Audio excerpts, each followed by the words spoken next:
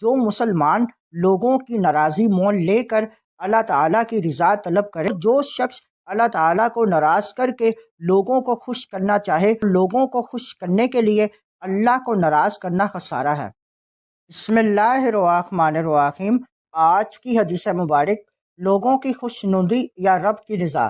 صحیح ابن حبان حدیث نمبر 276، سنن ترمذی حدیث نمبر 2414۔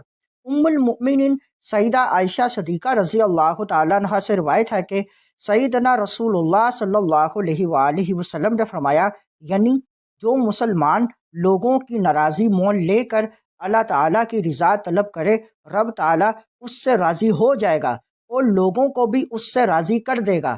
اور جو شخص اللہ تعالیٰ کو ناراض کر کے لوگوں کو خوش کرنا چاہے تو خدا تعالیٰ اس سے ناراض ہوگا اور لوگ بھی اس سے خوش نہیں ہوں گے۔